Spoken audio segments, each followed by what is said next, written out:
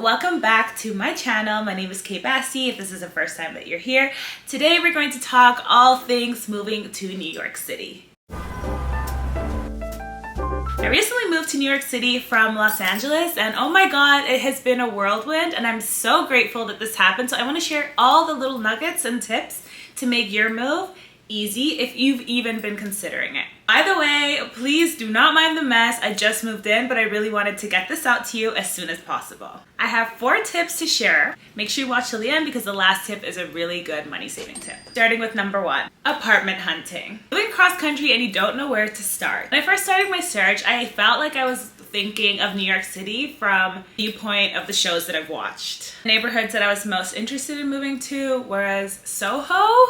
That was like the goal, so obviously I started looking in that area and parts of West Village. I have a sister who lives in West Village, and I was like, it would be so cute if we just lived so close to each other. So for me, living downtown was the goal. But of course, sometimes plans change along the way, and I found myself having to expand my search. Not only because I found the apartment sizes in those areas tend to be a lot smaller, and as we know, New York is definitely a competitive city when it comes to apartment hunting. So once I expanded my search, I feel like it gave me the opportunity to look for places that were bigger, had more space, and a ton more lighting. For me, lighting is like the biggest thing, and honestly, I feel so lucky because the apartment that I found has massive windows and it's not downtown, but I feel so lucky that I found it. My biggest tip when you're looking for apartments is to expand your search, and actually, if you do have the chance to visit the city before, try to explore different neighborhoods and try to tour as many apartments as possible. I probably saw over 20 apartments in neighborhoods that I didn't even think I was going to live in, and the neighborhood that I picked is one that wasn't even on my list initially, but it's so accessible with public transport everywhere, and obviously in New York City I don't drive anymore, so being close to like the subway lines was really a priority for me. And if you don't have the chance to actually be in New York while you're apartment hunting, I think that there are lots of different websites that you can use. I'm going to list them down in the description, but websites like Street Easy, if you browse there and make sure you put notifications on, it's really easy to see all the new apartments that pop up over time. The next tip for moving is to focus on decluttering and making space for the new.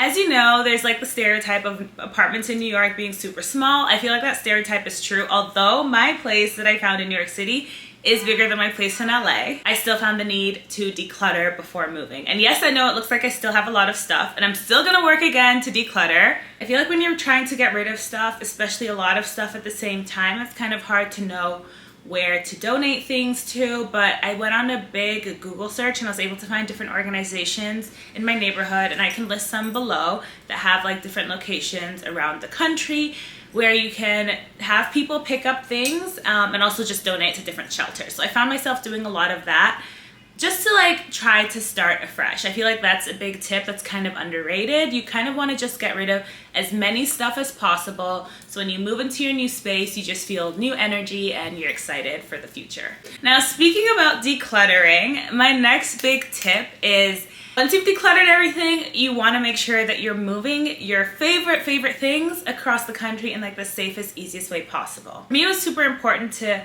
move my furniture. I love it, and a lot of my pieces were still pretty new by the time that I moved. So I worked with the company Roadway Moving to help me move everything across country, and honestly, it is the easiest thing ever. The fact that I didn't have to lift a figure during the move was mind-blowing and the greatest experience that I ever would have had. It made the stress of moving decrease by a lot. My belongings in LA were moved towards the end of the month, and I received everything in New York City a week later. And honestly, the process was so easy because all my things were wrapped, packaged, and put in boxes with different labels placed, so it made it super easy to sort out, especially when I moved into my new space. Now I know exactly what each box has, and it'll be so easy to put away. If you're looking to find a moving company to work with and you're exploring your different options, I would definitely recommend Roadway Moving. First, I was not convinced that it would make such a big impact in my whole experience. You kind of want to simplify every process as much as possible, so I'm going to leave the link for Roadway below and also additional information in the description if you're interested in moving with them. And here is my biggest tip. New York is expensive, so how do you afford moving here? Obviously, it's an expensive city and it's always going to remain pretty expensive, but I do have some little hacks that might help you out. So once you're looking for an apartment, as you know, there are things like the broker fee that you'll have to pay, which honestly just makes the process of moving a lot more expensive, especially lump sum. So one of my biggest tips is to actually browse a website. I mentioned Street Easy before, but make sure you browse websites like that yourself and make notes of the realtors and reach out to them yourself.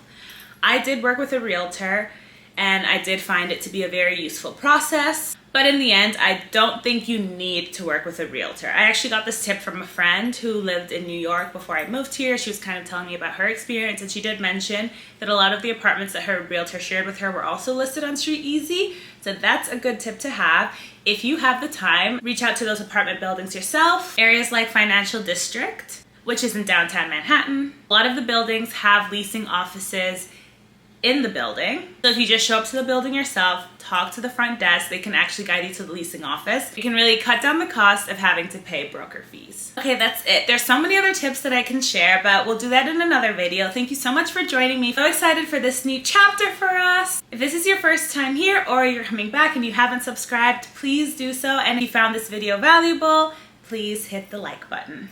Thank you so much, and I'll see you next time.